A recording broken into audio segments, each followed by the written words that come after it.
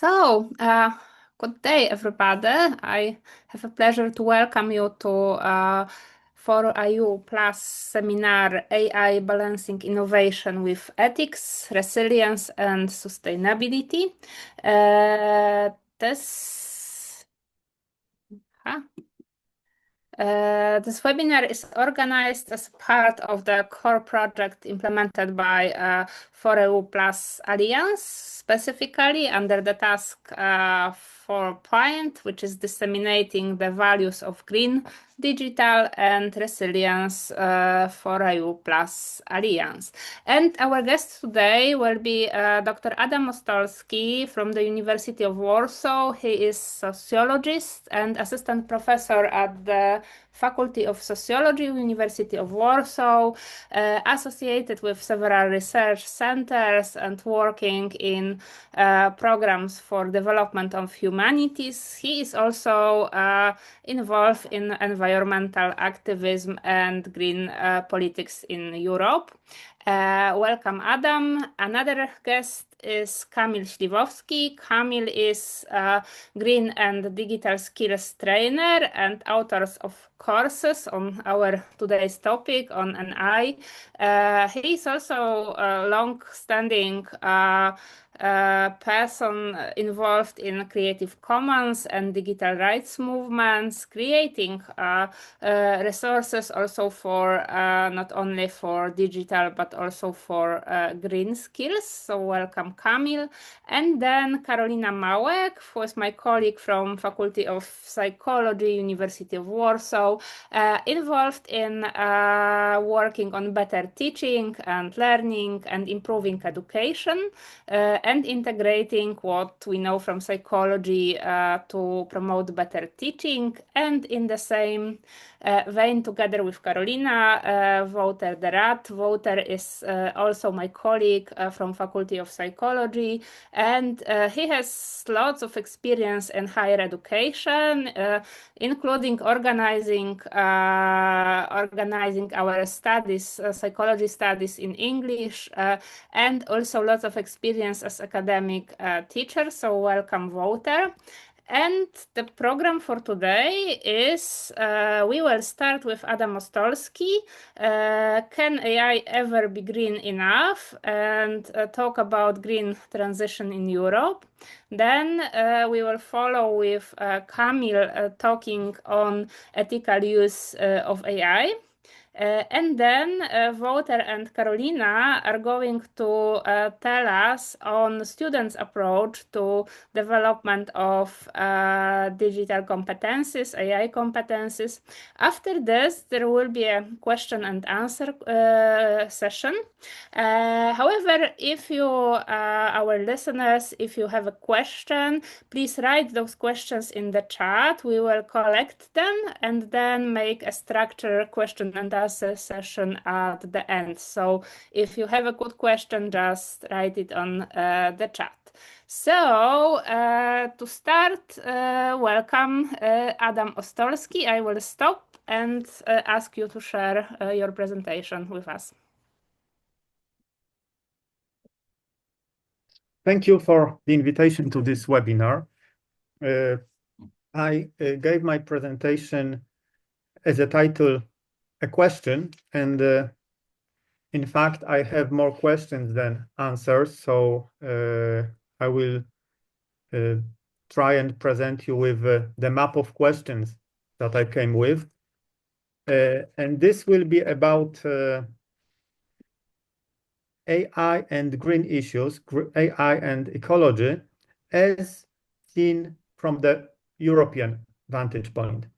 And the choice is not accidental, because European Union, as I will tell you more about, is set on regulating things, including regulating AI. So actually, out of all parts of the world where AI is being developed, the European Union is a place where we can see all the normative difficulties, all the normative dilemmas associated with the AI much better than in any other place.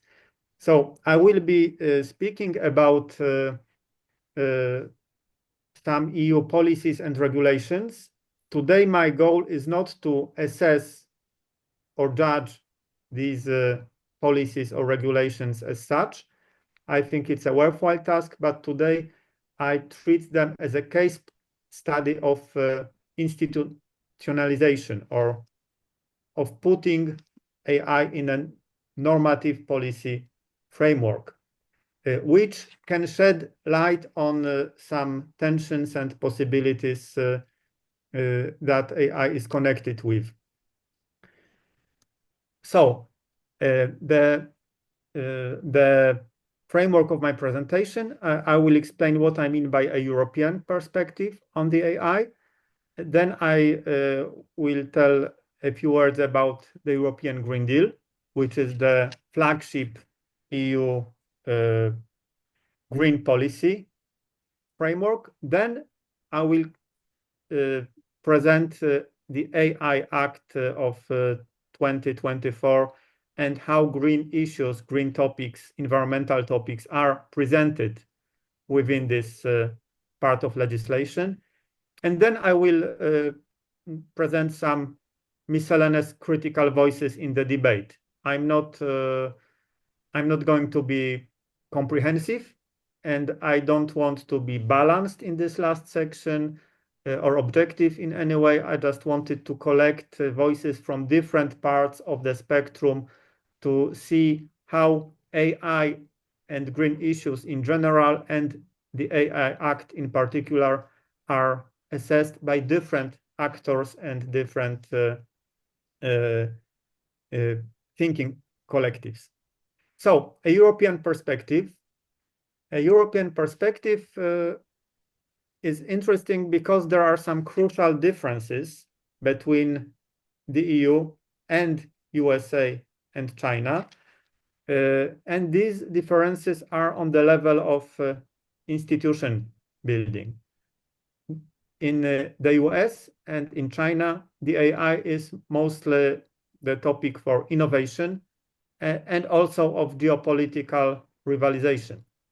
Whereas for the EU, it is also an important area of regulation and of creating norms in an effort to balance different values, not just the value of economic development or military power.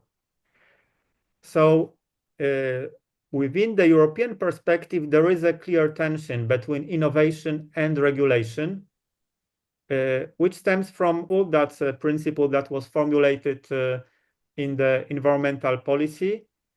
And it's a binding principle as part of the EU fundamental rights. Also, some countries have it written in their constitutions, like countries like France. And this principle says that when assessing the new technology, we need to be cautious. So we try to think about the risks before they materialize. And that's very distinctive. That's in particular very different from the American approach, because in the American political and legal culture, you allow the technology to develop, and then if there are some damages, then people can go to court. In Europe, we tend to prevent damage before it happens. So it provides for a completely different cultural framework to think about technology. And AI is a case in point. Then EU also believes in its regulatory cloud. Regulatory cloud means that this is an assumption that any regulation adopted for the European single market will be impactful, will have influence on all Europe's trading partners, because as long as they want to sell their goods or services on the European single market, they need to follow our rules. So the territory on which the regulations, European regulations, are binding is broader, more extensive than just the European territory. This concept worked quite well even 10 years ago or 20 years ago. Now, I think it is in crisis because the map of global trade is changing. We are in a different era. So this regulatory cloud is waning. But still, this is an assumption that's followed by EU legislators, and to some extent, it is still true. Not to the extent it used to be true in the past. And then part of the peculiarity of the European perspective is a very strong normative stance. So we are for what we call European values, which means human rights, rule of law, privacy, environmental protection, and so on and so forth. And I said that this normative stance is unselective because if you read through the communications of the European institutions or through the European legislation, very often these values are enumerated just one after another without much thought given to potential tensions between them or potential choices that have to be made. So a generous interpretation would be that this normative stance is unselective because all EU legislation or all European lawmaking is about balancing different values. So actually they are all at home in this legislation because they are well balanced. A less generous interpretation would be that the EU is unable to make difficult choices, to strategize, to choose which value should be applied in a given context, assuming that you cannot have it all. I will leave it open, which interpretation is true, and I will go further. So in the previous mandate, Ursula von der Leyen first commission, European Green Deal and a Europe fit for the digital age were two priorities at the front of the agenda, of legislative agenda, and it was a very productive period for European legislation. You can see that's the legislative train schedule from the website of the European Parliament. And just for comparison, these are the legislative train schedules for the current mandate. You have 7 priorities, and for the previous mandate, preceding the Ursula von der Leyen under the Juncker Commission, there were 10, as many as 10 priorities. And you can see, if you read it carefully, that in this new mandate, green issues are dispersed under different labels. There is not a single master category of Green Deal. And also digital topics are more dispersed among different categories. So when I speak about European Green Deal, I will also speak about a legislative and political period that has been completed, and now the Commission is taking a slightly different stance. But in the previous period, you can see that Green Deal and Digital Europe are priorities number 1 and 2. So what with this Green Deal? What can we learn about Green Deal from whatever happened over last 6 years? And why does it matter? Well, I think it matters because there may be an assumption that the AI technology, especially general purpose AI, is something that came out of the blue and posed many problems for green policies that wouldn't have been there otherwise. But the true image is much more complex than that. You can see that there were already many tensions and contradictions revealed during the period of implementing the first phase of the European Green Deal.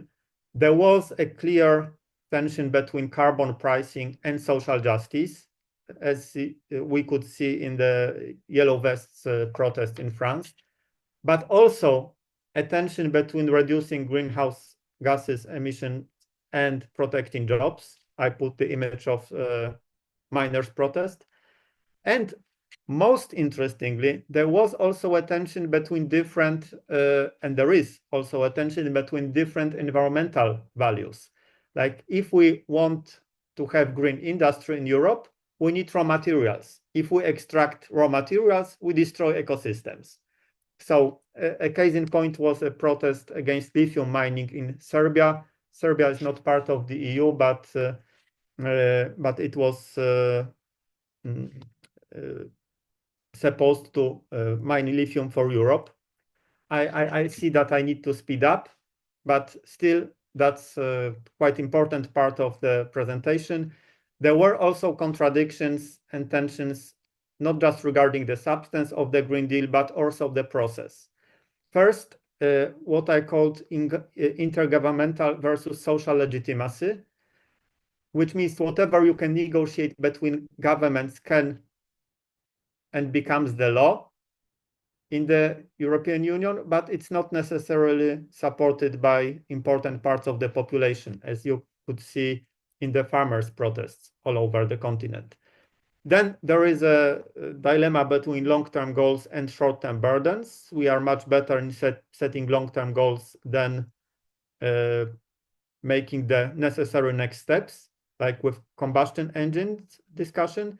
And most importantly, there is a tension between regulations and investments, because the EU is very good in making regulations because there is a legal basis for it in the treaties, and governments are able to agree to it.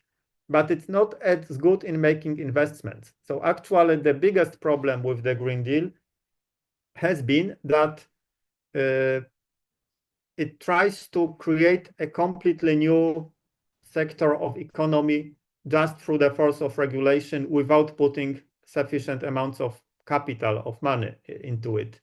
So this is also a tension that we can apply to the AI legislation, and perhaps we can learn from whatever the politics around European Green Deal taught us, also learn something in terms of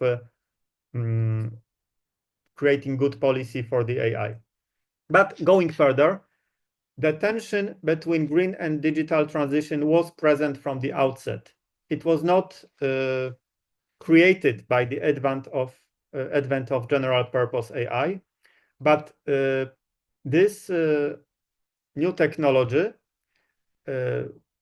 actually did compound the contradictions. Like they made them sharper, because AI is perceived as a source of risk for ecology, as an energy consuming technology, but also a source of risk for jobs, and also a source of risks in terms of social justice, and so on and so forth. So actually it sharpens almost all parts of the dilemmas that already were present in the European Green Deal. Then in the AI Act, the environment or climate is mentioned as a principle, a limiting principle that AI must respect, but the dominant tone is rather optimistic.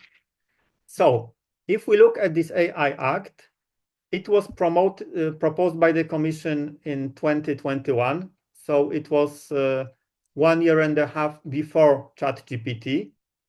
But the initial draft had to be revised to address and include the new realities of publicly available AI models that everyone can play with. And as a sociologist, I have to say that apart from any technological aspects of this, it also has a strong legitimating power. Like in a consumer society, if a consumer can play with something, have fun with it, make fun of it, if the AI makes funny mistakes, then it is in a way domesticated. It's not this alien technology of the future, it's something I can use in my everyday life. So it creates not only new technological reality, it also creates a new political reality. And technically, this AI Act is a product regulation. It doesn't confer any individual rights, even though it is set on protecting them. The general framework of the AI Act is risk prevention, and it defines 4 levels of risk. I will not go into details, but there is unacceptable risk, high risk, limited risk, and minimal risk. And there is an assumption that the majority of AI models of AI systems will have minimal risk. Only a few of them will confer unacceptable risk, and those should be banned under European law. Then there is acknowledgement of environmental risks, even in the Article 1 of the AI Act. The purpose of the regulation is ensuring a high level of protection of, among others, of environmental protection against the harmful effects of AI systems, and also potential harmful effects are mentioned in Article 95 on voluntary application of specific requirements. But then the dominant tone is rather optimistic. AI can contribute to socially and environmentally beneficial outcomes in areas such as energy, resource and energy efficiency, environmental monitoring, the conservation of biodiversity, and so on and so forth. It's also part of the Act, and even may be crucial for health and protection of the environment and climate change. So there are some provisions that on exemptions for AI systems that are especially helpful in terms of environmental policies. Now, the reception of the AI Act has been ambiguous. The Commission and the proponents of the Act perceive it as a crucial step towards a digital single market in Europe, also towards protecting our fundamental values and towards development of the AI. Then there are those who think that it's a technophobic regulation, that it stifles innovation, and that if we regulate AI so strictly, then the Americans and the Chinese will be much ahead of us. They actually have the technology, and we have only the regulations of the technology that we don't produce on our own. And then there are also those who say that this act is too lenient towards the tech industry, and it doesn't regulate the AI strongly enough. Actually, there are good arguments in favor of all the 3 positions. So that's the funny part, that perhaps all these opinions may have a grain of truth inside. I hope that we will be able to discuss it. And now, really quickly, a review of assorted critical voices, but I will not speak only about critical voices. I start with a cautiously optimistic voice. I could have taken a report from the World Economic Forum, but I decided to take a business document, KPMG, a huge consulting firm company. They produced a report, Intelligent Energy, a blueprint for creating value through AI-driven transformation. If you look into the data presented in this report, you can see that it's neither too optimistic nor too pessimistic. The threats or potential harms of AI in terms of ecology are acknowledged, but there is also a lot of hope put into the possibilities that it creates, and especially the author of or the authors of this report, they say that energy companies face a trilemma. They need to balance reliable supply, accelerate decarbonization, and keep their costs low or manageable. And they think that the AI can be a critical enabler. So that's the optimistic part. There is a promise in the AI in terms of ecological goals. Then also cautiously optimistic is Martens Center. It's a think tank associated with or connected with the European People Party, the center-right Christian democracy. And they claim that the act has a balanced approach, and even though it's maybe not as ambitious as they would have it, it's at least a good step in a good direction. So that's very close to the official self-interpretation of those who proposed the act. Now you have critical voices, like Quadrature du Net, that's an NGO busy with or devoted to protect human and civil rights in the digital environments. So they think that the AI Act had it all wrong. It only pays lip service to environment, but actually it has no hard regulation that would protect it. Then you have Corporate Europe Observatory. That's a watchdog tracing lobbying practices on the EU level. I choose that only 2 reports connected with the AI Act, but there were like half a dozen of them over the years. So the Corporate Europe Observatory has noted an unhelpful or a detrimental influence of technological lobby on the lawmaking process. Then you have European Trade Union Institute. They try to be critical but contributing. So they are skeptical about the current shape of the AI Act. They think that it's not ambitious enough. And for example, they would like the law to require information provided to users about the environmental impact of individual requests. Here is their model of the model presented by the author of the report. They say that it's an ambiguous regulation with loopholes and also failed to address some dimensions that are important but were not taken into account.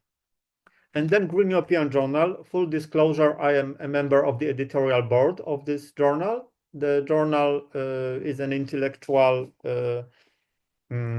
support for European green politics. As you can see, I've chosen just 3 articles published between 2022 and 2025. The first one, the oldest one, even before ChatGPT. So they also try to be critical but contributing, which means not to gloss over any problems or harms, but also to be open to some benefits and promises. And I think that's it. The question, can AI ever be green enough, is something that we are left with, and I would gladly listen to your opinions about this. Thank you for your attention. Okay, thank you, Adam. So now you can stop sharing your presentation, and we invite Kamil to be our next speaker. And if our listeners have good questions, I already see some, please post them for us in the chat so we can answer them. Welcome, Kamil. Welcome. I hope you can see me, and in a second you will be able to see my presentation too. I'm also posting a link to the presentation on the chat, so you can join me. Okay, it works.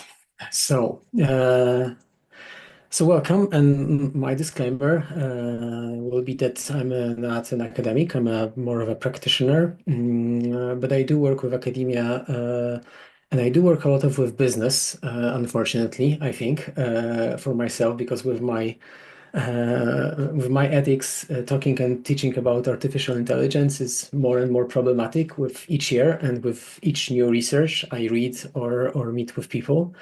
So my question for you, and I already will start sharing the presentation with you, hopefully being able to join me. So I will have some questions for you, because as a practitioner, I tend to change any kind of lecture into a small workshop if it's possible. So you can scan the code, you can join via a link, or you can check the numbers at the top of the presentation for first few slides. And as Adam, as my previous speaker, was talking about having more questions than answers, it will be similar in my situation. But I've tried to come up with, for those next 20 minutes, with short model of how, as a practitioner, working with various groups, teaching them about artificial intelligence, especially how to use it for productivity, for business, how we can see it from the other side. Was currently possibly already unethical, and is it possible to make use of artificial intelligence for daily use, for business use, for academia? How we can make it a little bit more ethically, how we can use it more ethically. Is it even possible? What's the future? So this will be a question for you. This will be kind of like trying to find your own place on the scope. How do you think about ethics and artificial intelligence, or how much you want them to be ethical? So let's start with a question, which I will not comment. I will just leave it here for you. You on your smartphones or on your devices, you will be able to scroll and try to answer yourself a question. How those 10 basic types of usage of especially generative artificial intelligence, so stuff like ChatGPT, image generators, all the AI assistants we might have on our phones or computers. If you use them, that's fine. If you don't use them, you can kind of vote from your heart. How would you rate them on the scale of harmful to positive, and also on the scale from overhyped to useful? And this is a question I ask a lot of participants on my trainings and on my workshops, because the answers are very varied between people, between groups, between ages. Not even between people who are using this a lot and using this less. So this is just like a super simple question, an exercise to start thinking about that there is like no specific one moment in which those technologies are already very good. They might be very useful, they might be very harmful, they might be overhyped. That depends a lot both on our experiences with those technologies, on our specific use case. It depends a lot on country and culture we are from, which is greatly researched by one of the publications you will see at the end, which is Stanford Human Artificial Intelligence Center, which does a yearly report which covers 30 countries and also tries to get kind of a glimpse of different opinions about artificial intelligence and automation in different countries, in different political situations, in different cultural situations. So this is just food for thought to you to see yourself on this answer. If we would meet in person, I would love to discuss who is where and why. I will just give you a short glimpse of even for the text summarization classification, which is probably one of the most typical use of generative AI currently, one of the classics already, if I can say so. Even for this one, you can see that our answers in this group of almost 30 people answering, even those answers are very different. We have some people who are already having this as very useful and very positive, and for some, we would discuss this. For some, it's not very useful. It's maybe even harmful already. For what reasons? Environmental ones, maybe because of disinformation. There's like a lot of reasons for that, but we have very different opinions about that.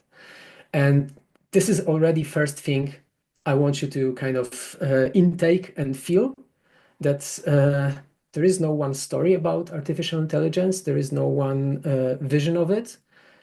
We tend to think in that terms because discussion is dominated mostly by big tech corporations and mostly by stories told by big media, which are sometimes very critical. I don't want to say that it's not critical at all, but we have only few histories in only few stories told by use of artificial intelligence, and there are much more if you would start talking with your friends, with your colleagues, with your parents, even with one company, we would see different opinions. And we need more of those. We need to intake more of those different opinions about how we want to feel, rate, implement artificial intelligence in our life. Okay, so thank you for that. There will be like one or two more questions, but I will try to speed up and don't waste too much time on speaking and commenting.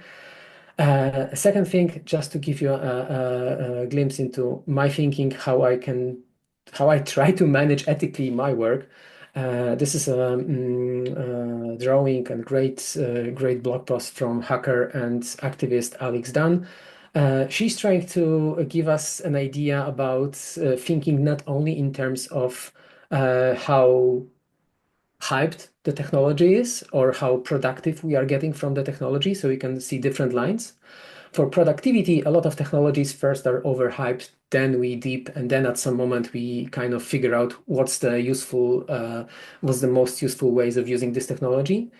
We don't know, are we getting there yet with artificial intelligence? We use it a lot. There are some sectors which are very productive with AI. Some of them don't feel that they are getting much out of it. What we don't see is this dotted line in the middle, which is tracking if we are using technology more, we also have to track how the harms of use of the technology are growing. And this will be the main thing for this presentation, because I want you to think about not only impact of artificial intelligence on different sectors, on academia or environment, on how we think, thinking about the next presentation, how we work academically, how we understand things, but also in terms of costs. So how much does it cost us to implement a new technology, and in terms of harms. And I think using those three words is very useful, because impact is kind of very often positive word. Costs might be neutral, but if you think about also harms, then we have like the full spectrum of different types of impacts of artificial intelligence on different things. And I will talk about four of them. One already mentioned, which is energy and environmental costs. The second is workers' rights and work conditions. The third will be copyright and digital economy. And the last one, skills and cognition. The order is not from the most important, but probably from the most discussed to the least discussed currently. But we will see. You don't have to agree with me, of course. So let's think about the first one. So energy environment. And that's a question for you. Super simple. This one, most of people get very good at it, because you're probably even not using artificial intelligence for all of those five things. You might guess pretty easily which one will be the most energy consuming, which one will use the most energy. And yeah, you're already voting on them. We'll see maybe after a few more answers. Yeah, I think this is super easy. Even 2-3 answers will get the picture.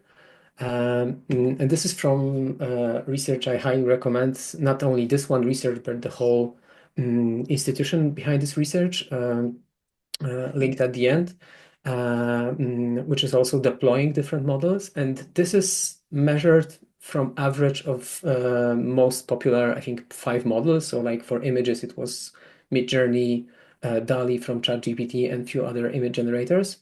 And you can see that image generation, so the cool use, the Ghiblification of the internet that we've seen a few weeks ago, the generation of images and videos is a few times more costly in terms of energy, and it emits much more CO2 because of that than other types of use.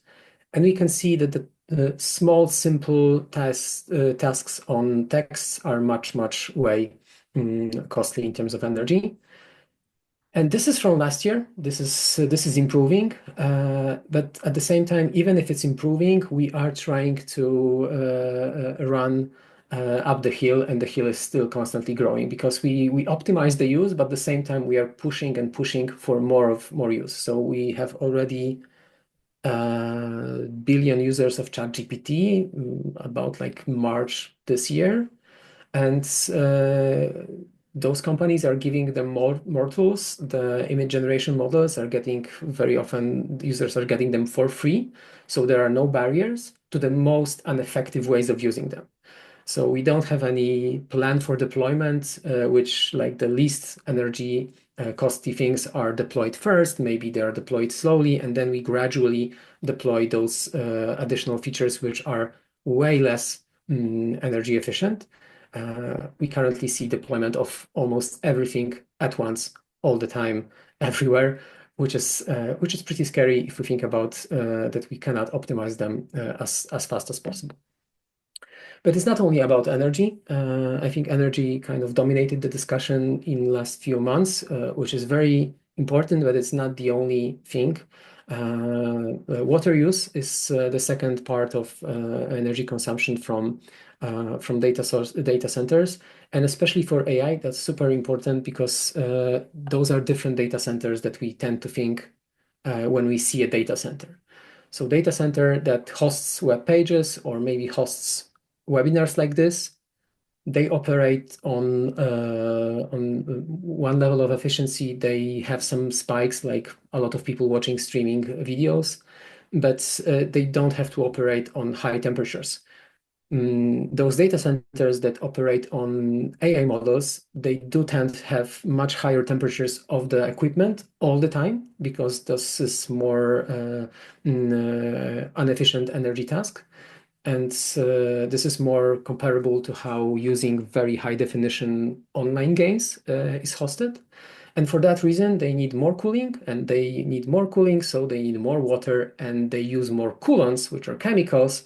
So we don't only waste water, but we also create even not wasted, but wastewater.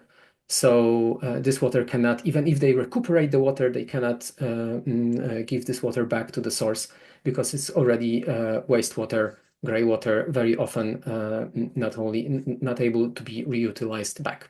Some of them it is possible to reuse the water from the cooling, and there are some innovations in this sphere, but they are very, very small on a small scale.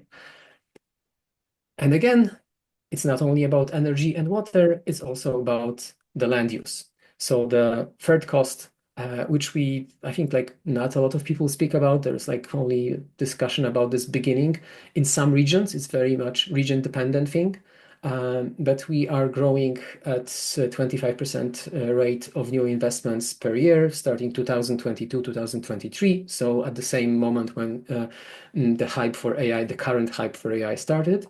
And those new data centers, as mentioned previously, they are using much more energy, and they are very often built in places when they have access to more water because they need more cooling. So it's also changing not only the scale of data centers, but it's also changing the locations when those big companies want to place a new data center for deployment for use of artificial intelligence. Second thing, workers' rights and work conditions. This is almost like an invisible cost of artificial intelligence. This is a screenshot from real advertisement from Remote Tasks company. And this advertisement will show you like a small thing of you have to learn more to be paid more in recognizing things, because basically as a worker, you're just more skilled in training the data and training the computer on specific data. And this advertisement looks very safe. But what we don't see is content moderation for artificial intelligence models, which is not looking at people on the road or cars to train the autonomous car. It's very often looking, same as with social media moderation, basically looking at things that models censor. So we don't want to see as humans, so maybe violence, harassment, and those moderators have to train models to be able to auto-censorship themselves later during the work. So basically, we have this invisible workforce that's doing this mostly in few countries like Kenya, where they have to work as moderators of training data for AI models. So we don't have this uncensored radical models that we want to use in our work for a daily basis. And we don't know much about this. This is very, very untransparent, and this is also like localized to only a few countries, so it's difficult to track. And just to give you some numbers, World Bank is expecting like the highest growth of gig work among online gig workers. So exactly people who are who are used to train the models, who are used to image tagging, development of like small improvements into models. They are not highly skilled. They don't get any trainings. They don't get any additional skills. So it's not that they are like getting an entry job into IT and can move further into that career. Basically, this is very low-skilled labor, low-paid labor, and pretty harsh conditions very often. And this is growing even faster than physical gig work, like we are used to thinking about drivers and people who are like working for Uber Eats and companies like that. The third cost, impact/harm, is again something that we hear a lot, but I don't think we understand this enough. It's impact on copyright and digital economy. Previous speaker also like already mentioned regulations for European Union. But I will try to give you a very critical approach to this by two quotes. One is from like 5 days ago from previous minister from UK, which was working for Meta/Facebook for last 8 years as a main legal advisor. And those companies' approach to copyright is basically, to put it harshly, we need to abandon current copyright. We need to abandon current safety net for artists, because if we would need to pay them, if we would need to ask them for permissions, this would totally not work for us as our business model. So it's a moment in which one business model basically wants to cancel part of the current law to create a new business model and new regulation. And this is very interesting because this is happening in one country, but even between companies, it's already a legal fight, and also fights that might not be won in court. It might be a fight that will be won by strength and money. You might know a company called Getty, one of the oldest database of images and museums around the world. It's a huge company from 19th century, which kind of moved to be a company also preserving art and having image collections. And after 2 years, they feel that they have to stop because they are not being able to pay enough to cover all the legal fights with all the image companies, AI image companies that are trying to scrape their images and train their models. And that's a question, like if those companies will not have enough resources to fight back, basically it will be just a fight won over money, not over real legal precedents, real court decisions. So it's a very difficult environment. We tend to think very often that law at the end should be the one that will make the decision, but very often, especially in the US, we don't even get to the moment when the court and law can be decisive, because the business model will be the one that will be deciding first who will be able to outrun the others with resources and with money and with time, how much you can spend time on fighting back. Yeah, I will skip this one, but just give you an idea why I'm also thinking about copyright as a possible impact or cost or harm. Mostly because those few trials, the biggest trials between companies that are training AI on content from artists, on content from books, on content from newspapers, those trials will be very decisive in general on how we will solve digital economy for the next few years. If those trials will be won by those big tech companies, we will be slowly changing the copyright, changing the model of monetization of art, monetization of writing books, of writing texts, and running newspapers. If they will lose, or maybe there will be some different decisions, we might see some kind of pushback on those big companies, and we might see some restructuring, slow restructuring of current copyright. But at the end, those are real people who need some kind of remuneration and monetization of the content they created. So we cannot just cancel copyright as Nick Clegg would like to think, and propose that we just have to abandon copyright, abandon paying artists, as we did for last 200 years, just so the new AI companies can basically create new AI business model. So those are 3 trials to look at. If you are interested in that, you can easily Google them and see what's happening. They are in pretty interesting phases. One of them is already auditing training models of OpenAI. And you can answer the last question before my last part. I hope I'm not overrunning my time. This question is tricky. You can agree or disagree with statements. So are large AI corporations too big to obey the law? Which is like, how much do you agree with Nick Clegg? Do authors deserve compensation in 21st century? And are you willing to pay if those companies will lose their court fights and they will have to remodel, and we will have to pay for all the images we are generating, we'll have to pay for using ChatGPT more, because there will have to be some kind of model of also paying people whose content was used to train those models. Because currently we don't pay them. We pay the company, we pay for a pro model of ChatGPT, but we are not paying people whose contents were used to train those models. So just again, questions for you to think about, food for thought. Where are you on this spectrum? And the last cost, impact and harm, this will be, I think, covered in the next speech as well. So again, the main story currently is we do get some productivity gains from using artificial intelligence, but it's not as simple as that. So just using Microsoft research, and I will link to two publications from Microsoft.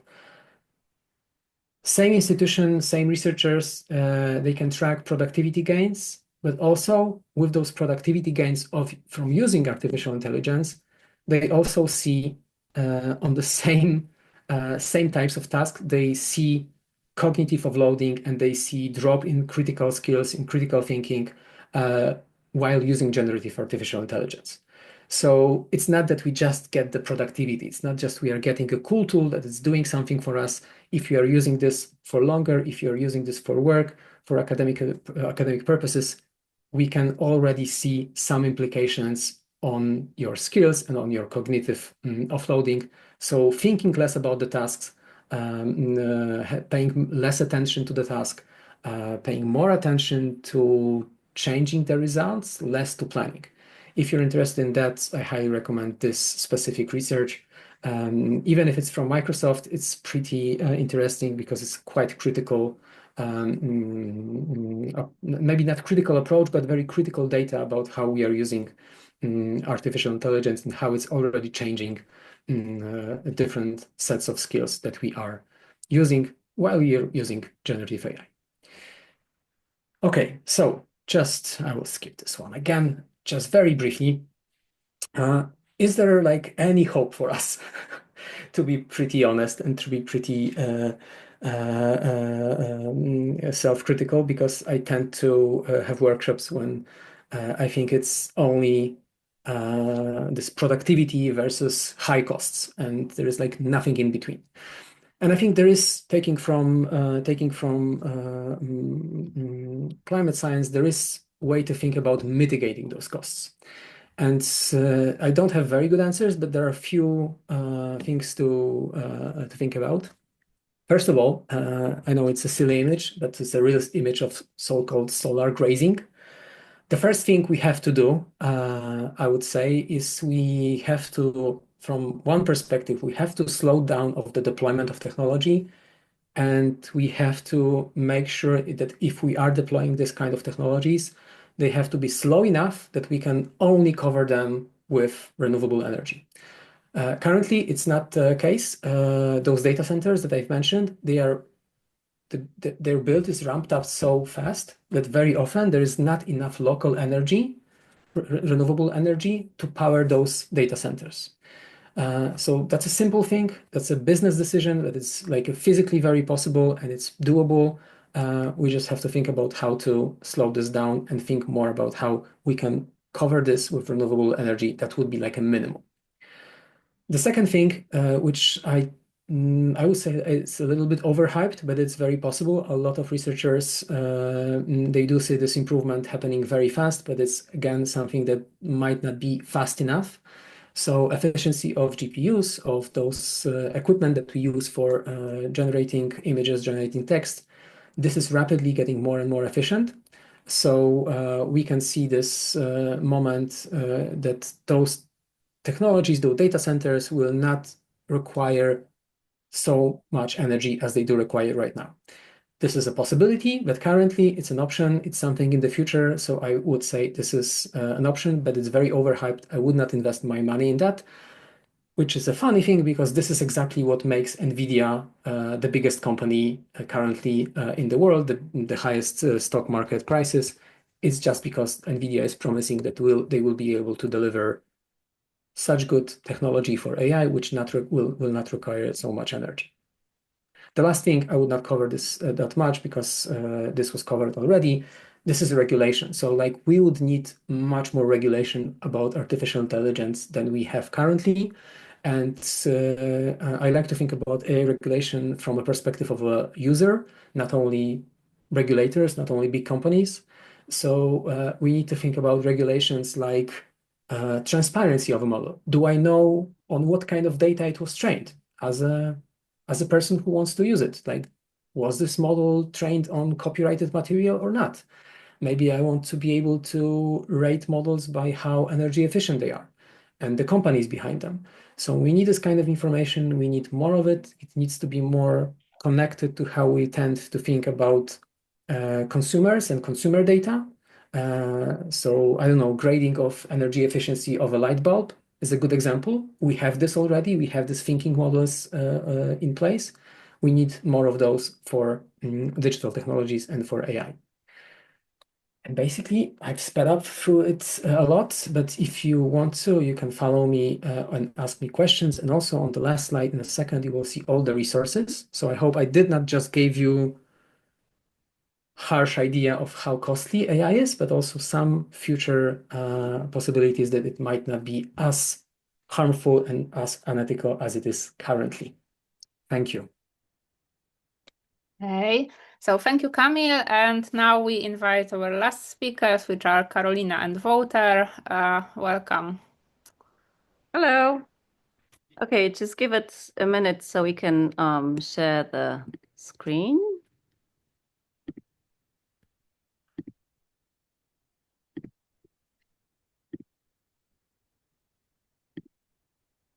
Okay, can you guys see the screen in the presentation?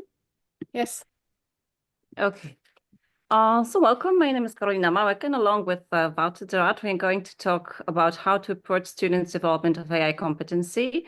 So we are on behalf of Warsaw University, and this is actually our job. So we are both teachers, and so for that reason, AI competency is for us, an important topic. Okay. Now, wait up for some, okay.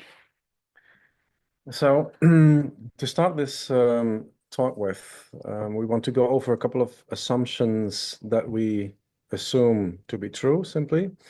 First of all, AI will be used by students, whether we want it or not want it, or like it or not like it, or forbid it or allow it.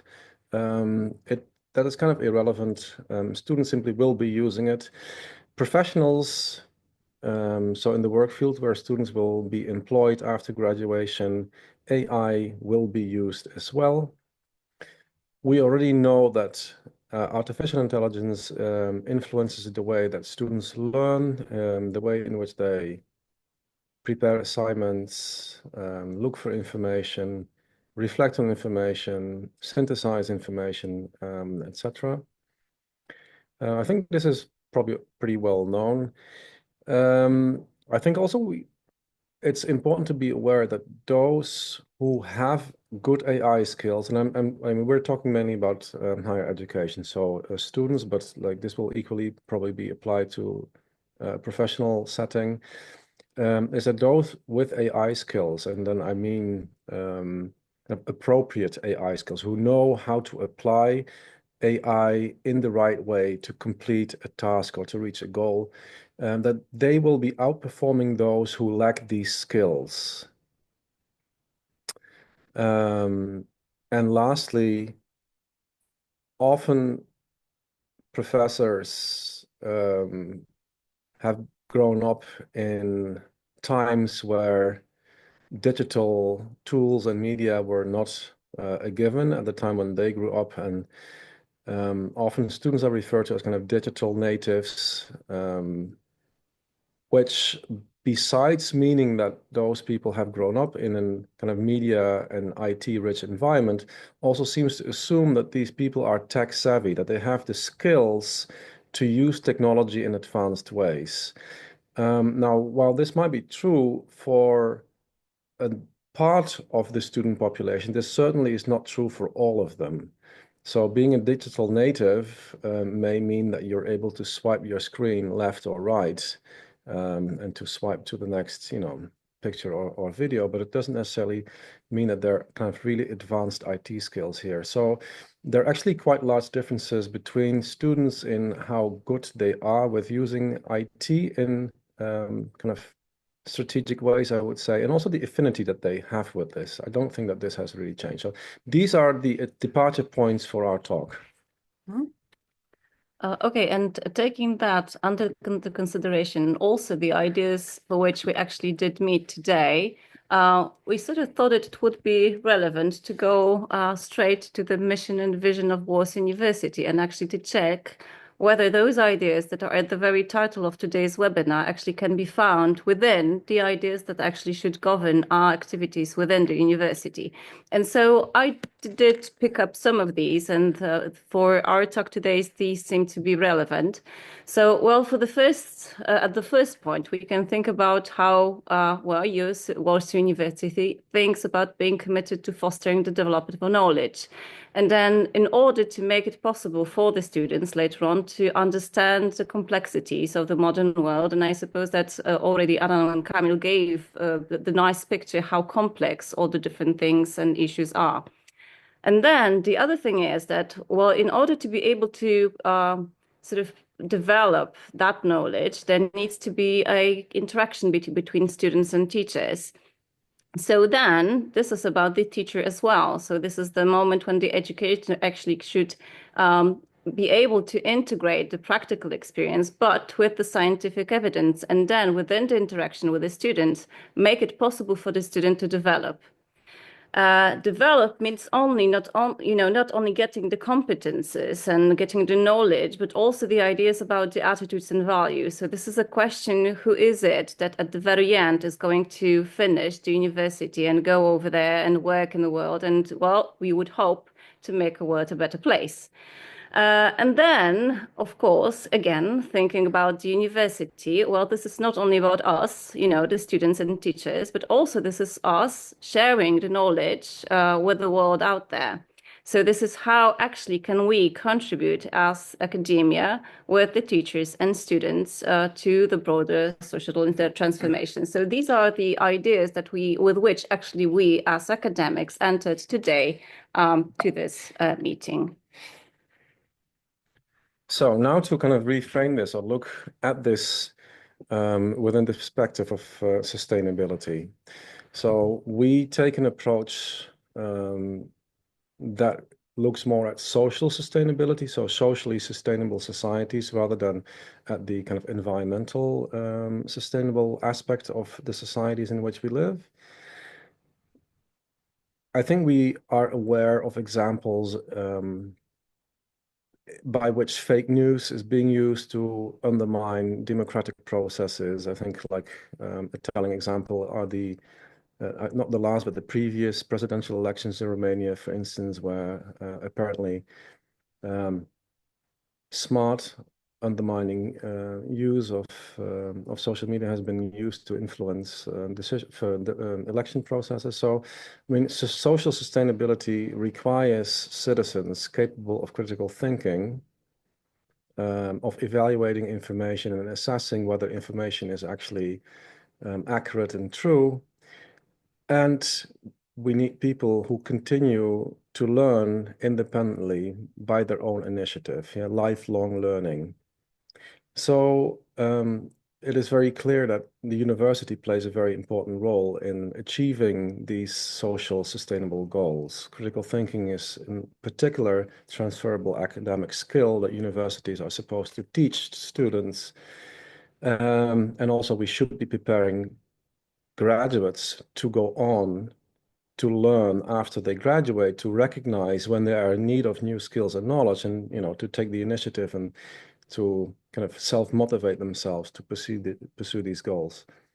So an important goal is that students have to become self-regulated learners, as this is called. So they reflect on their own needs, on their lacks, on what they know and what they do know, the skills that they have and that they do not possess, then identify what they need to learn, where they need to learn it, how to learn, and motivate themselves and reach those goals.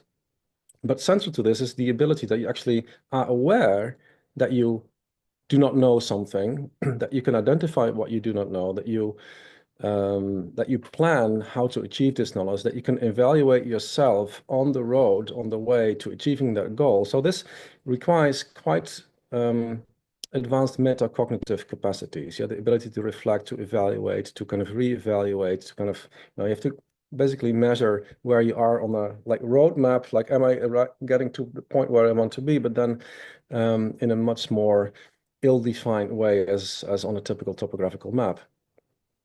So here we have to reflect on the relevance of AI, because everybody was kind of shocked I think, like many teachers were shocked when ChatGPT was published, and everybody started to worry about, okay, students handing in essays that were completely written by AI, etc., etc.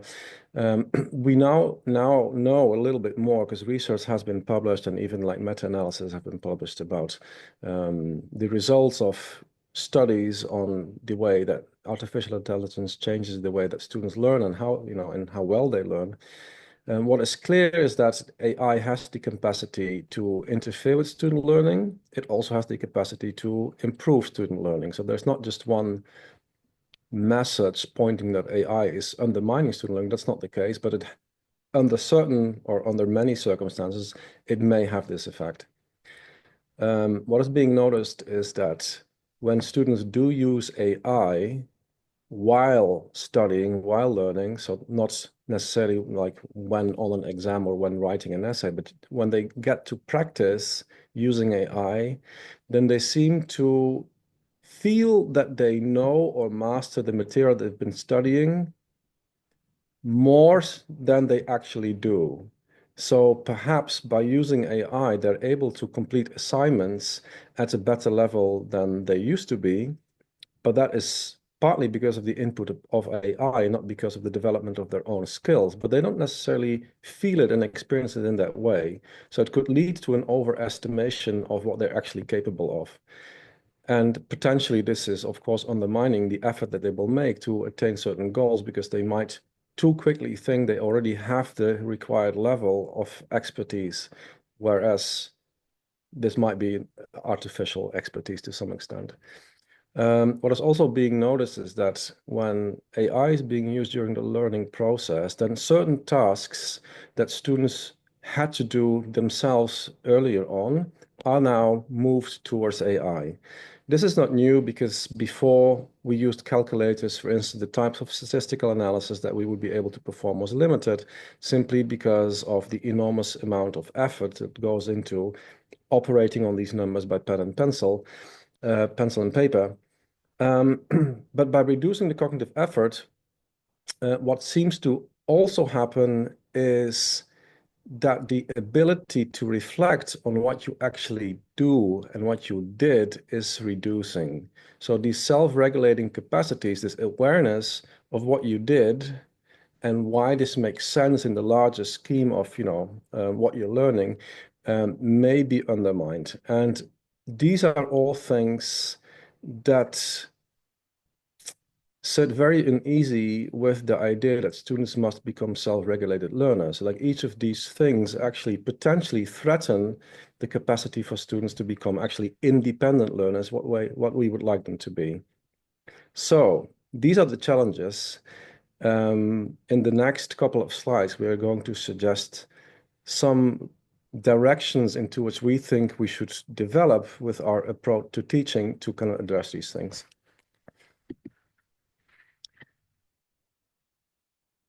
And this is up to us as academics, as teachers.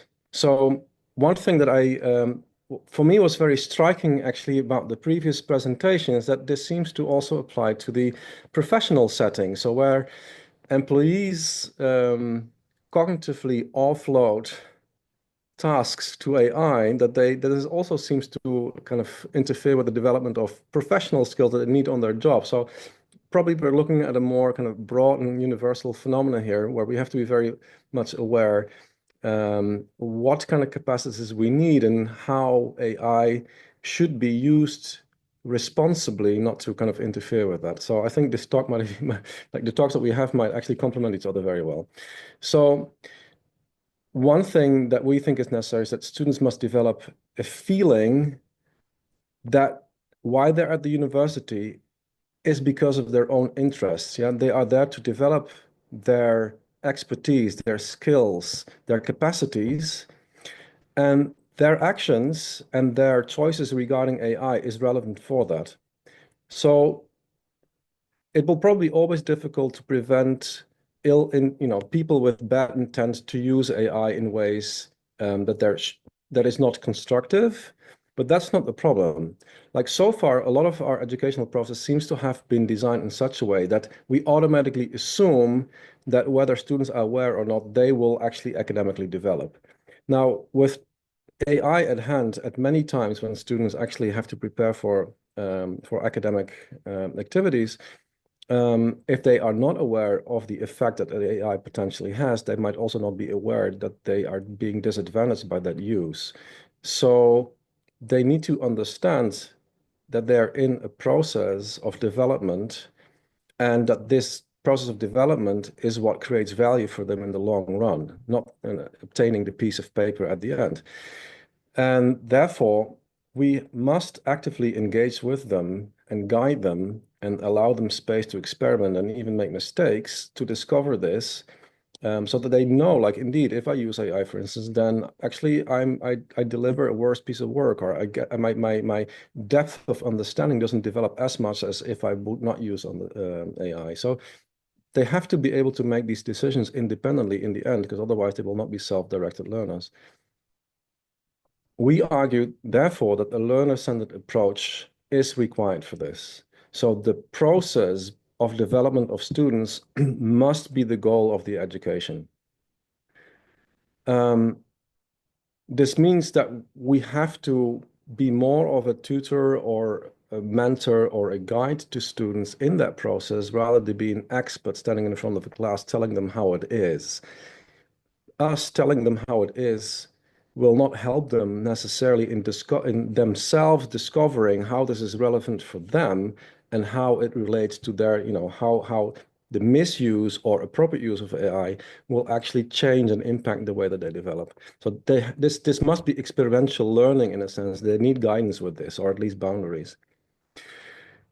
So what we're arguing for is that depending on the teaching philosophy that is being used at the university at which you work at, or in the institution at which you work, there needs to be a relative shift from teacher-centered education in which the expert stands in front of class and shares her or his expertise, and students are passive listeners and kind of the vessel is being filled with knowledge, to a more active, engaging, student-involving way of education.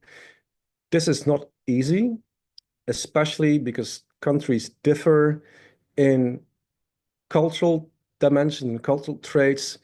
Some cultures are comparatively hierarchical or high in power distance on Hofstede's cultural model, which means that differences in status are acceptable or expected, and it's more kind of the expert versus novice model of education that fits there. Whereas some other countries are less hierarchical, more egalitarian, and there's more like a partnership between a teacher and a student that is more fitting to those cultures.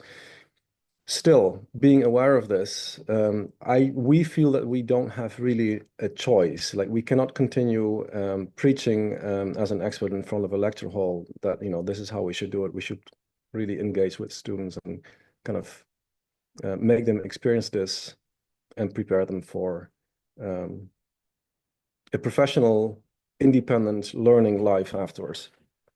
Okay. So now the question is how to do it, and then where is our expertise? Is it the fact that we're going to give it away? Well, absolutely not.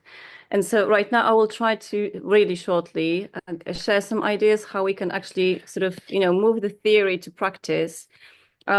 And you're going to see throughout the next 3 slides, and think about the didactic process as the one that actually goes into different levels. So you may teach a course about a thing. Would it be, I don't know, an introduction to psychology course, to take it from our field? But at the same time, the question is whether do you reflect upon what kind of AI literacy are you going to teach your students at the same time? So this is the content of the course, and then the content might be understood at, of course, the knowledge and then the skills, including the skills about the AI. So I divided those ideas into like 2 different moments in the work of a didactic. So the first one is before you enter the classroom. So this is the moment when you develop a course. So what is there to think about? Well, this is, actually thinking about designing the whole thing in a way that Wouter said before. So how to do it, the way that actually the student will be an active, a person engaged in the very process. So what are the tasks? What are the, different assignments there for him or her to be done throughout the course? And then you can, in a way, design the whole course the way that the student will not be just, the AI-generated content recipient. So the idea that you might think about developing the whole course the way that it will actually make the students active.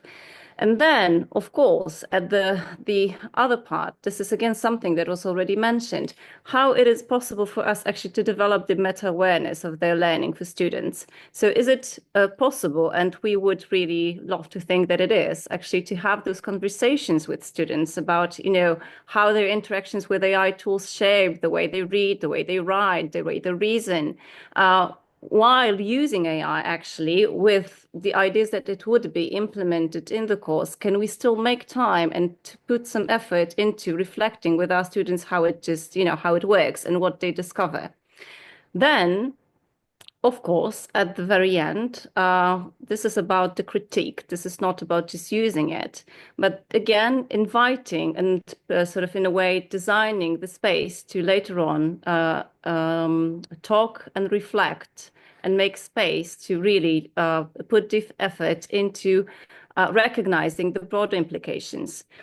So what are educational values and then potential limitations or threats for the students of using the AI? So this is again going back to those things. And this everything might be done before actually entering the classroom. Now, what happens when you actually get to meet the students? So this is how the shift that Wouter was talking about before actually presents itself in the very concrete way. So the first thing is the assessment, the thing that we have to, according to us, sort of reflect more upon. So if we will just focus on, the very end product of our learning, would it be in the didactic language, the summative assessment, then yes, we would be in a difficult position. So perhaps we could more focus not only on detecting, the different misuses of AI tools, while the student is providing us with the essay that is being written with the AI, and we can acknowledge that there is no mind of the student in there, but in a way redesign the assessment process. So actually you can take a look at the very process of learning of the student.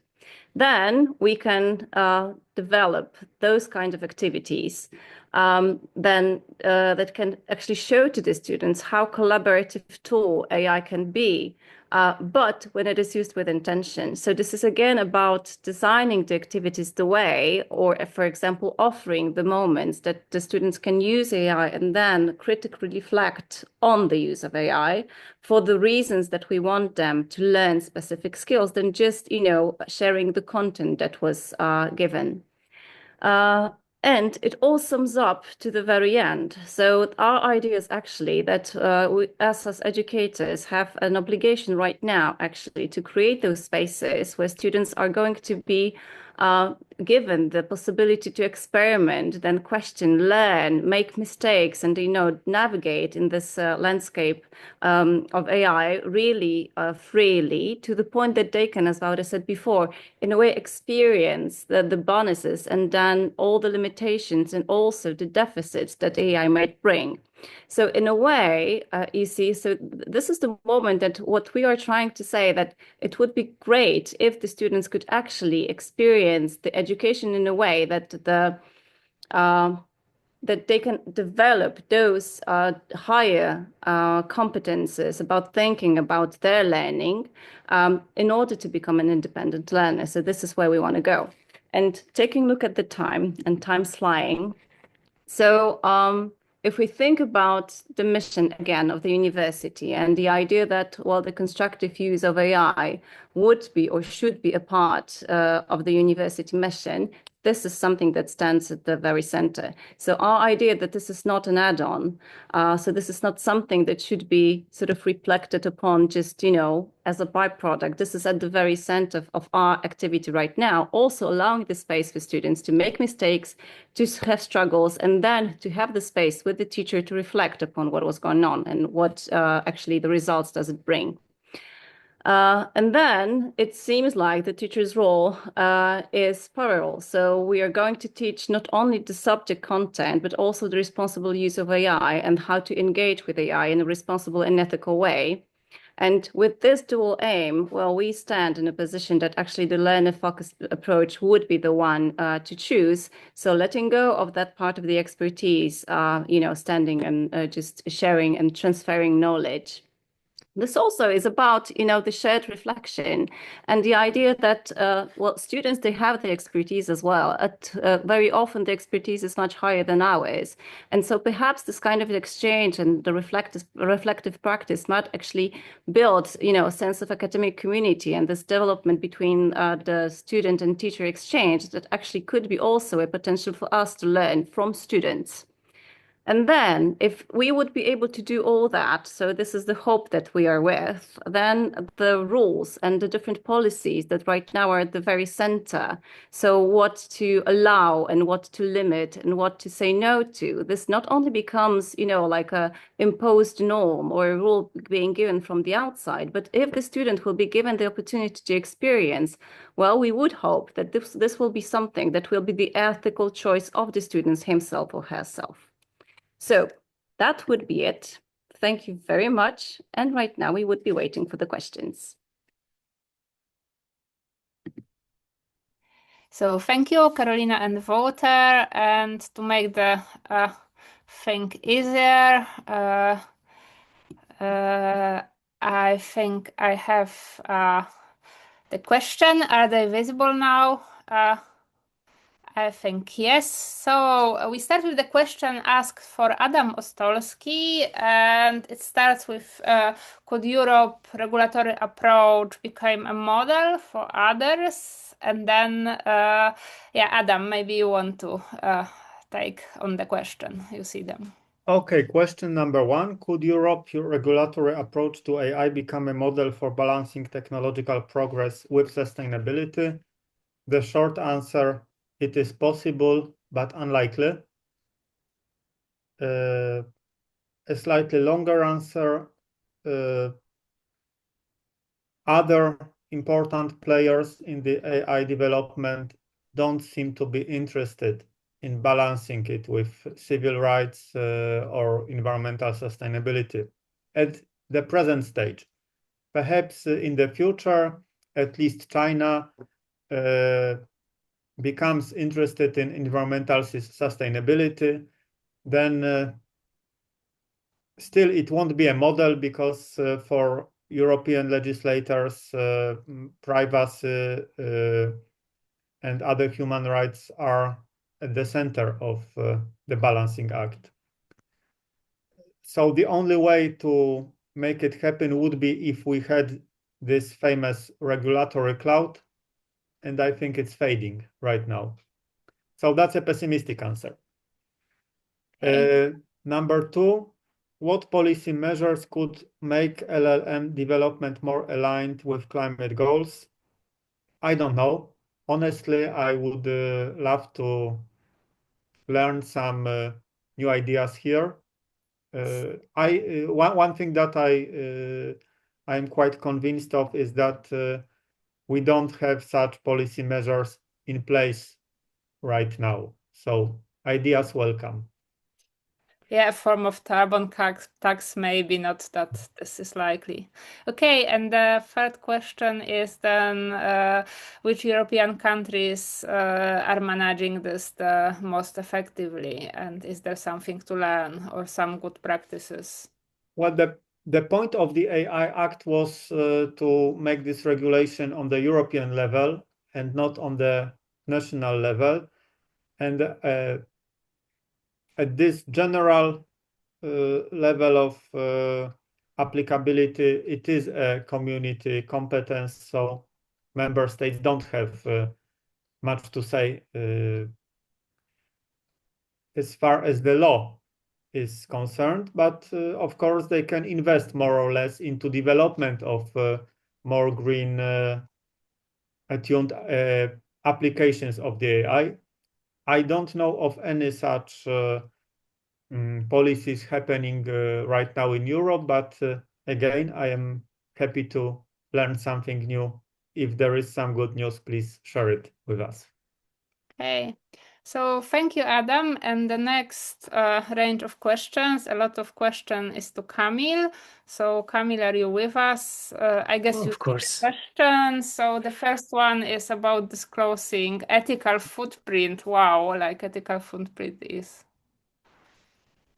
An oxymoron. yeah, I know. So, That's what do you think? Yeah, that's a tough one. About the disclosure, as I mentioned at the end, that would be great, and I think we should require this a lot more. There was a lot of ideas about this at the early stages of AI Act. So we will get some information if the AI Act will be implemented fully about the biggest models, but we will not have this detailed information. I think we have to push as a consumers for that. And the nutritional labels is exactly the very good example.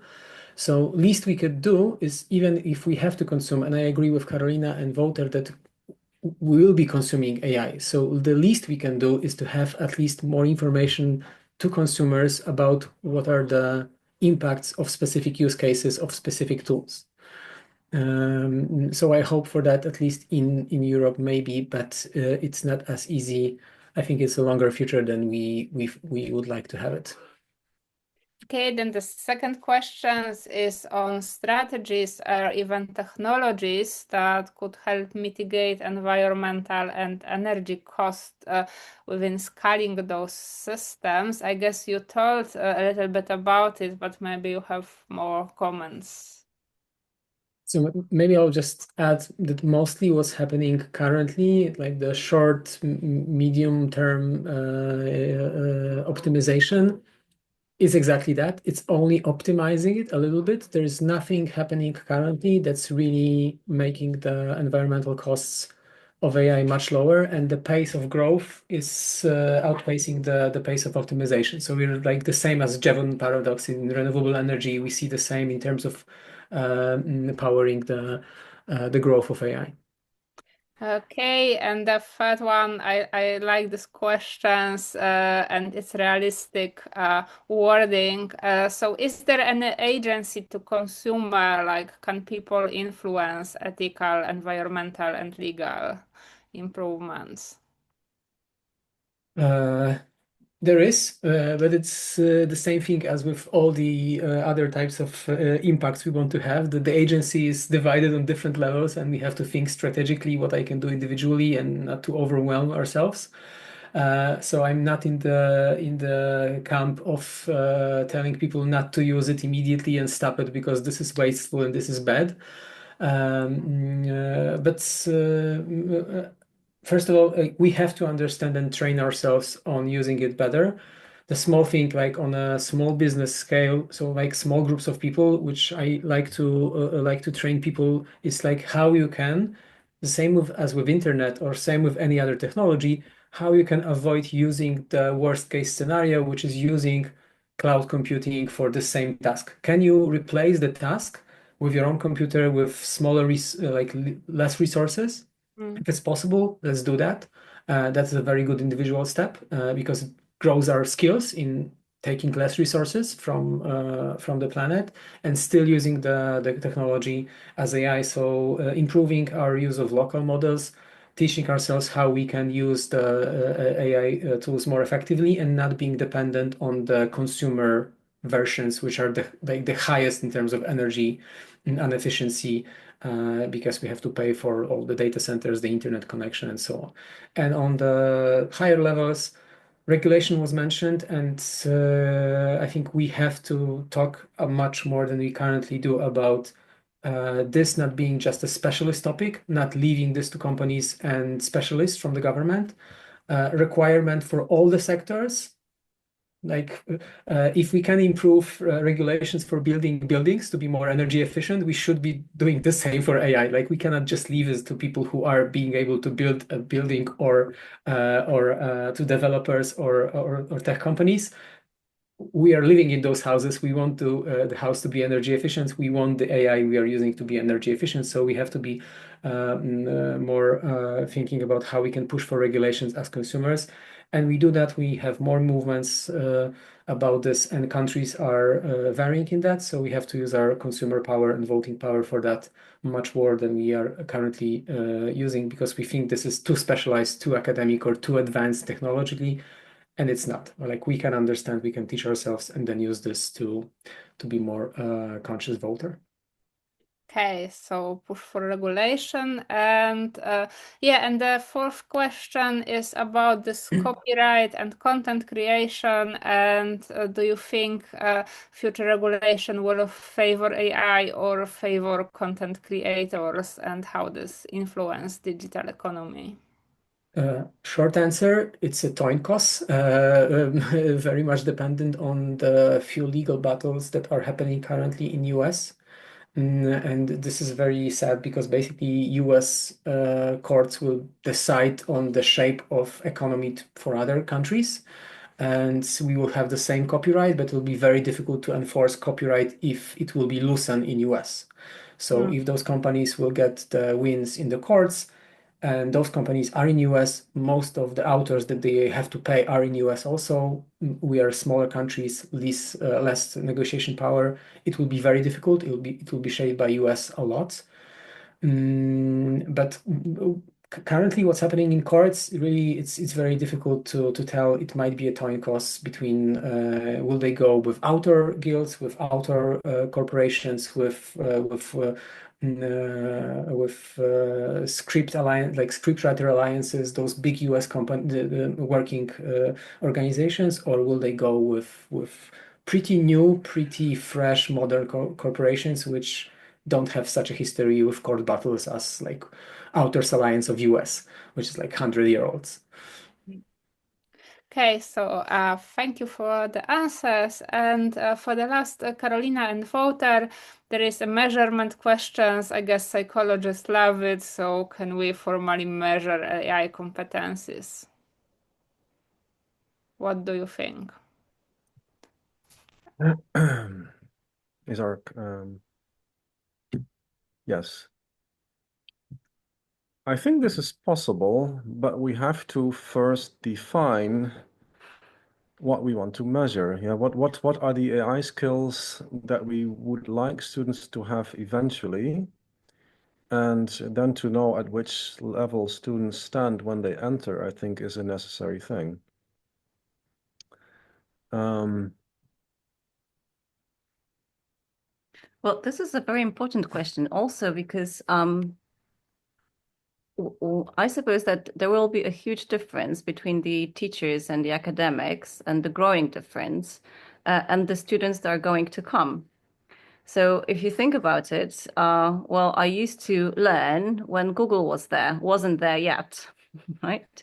So I suppose that what we're going to be facing is the reality on actually the high school students not entering the university yet might already have quite an expertise in using the AI landscape and tools for their learning. Well, the question is whether this is the constructive use.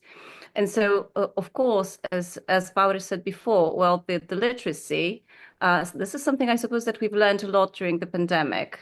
So we had, I suppose, this idea and this, well, delusion that students are so skilled in using, different IT tools and programs and applications. And when the pandemic sort of started, well, we all discovered that this is not the case, that, well, the time spent on screen does not equal actually the skills that people have in order to use things constructively. So starting from that point, the very first question is, what is it that we want the students to know? What kind of skills do we want the students to have? What kind of responsibilities we want the students to take when actually interacting with AI tools in order for them to make to go and learn constructively. So, the question is really about sort of conceptualizing what we want to know. And the difficulty, I suppose, that we found ourselves in right now is that we don't know yet. So the first ideas about sort of measuring the skills, the measuring the readiness of the different institutions to actually implement or include the AI within the learning and didactic process. But this is an ongoing thing. So there is no expertise yet, but this is definitely something that would be important to monitor and also to do the research on. So who are people that are entering into academia right now, right? What is the learning process? What are the learning skills? And what is it that we're going to face?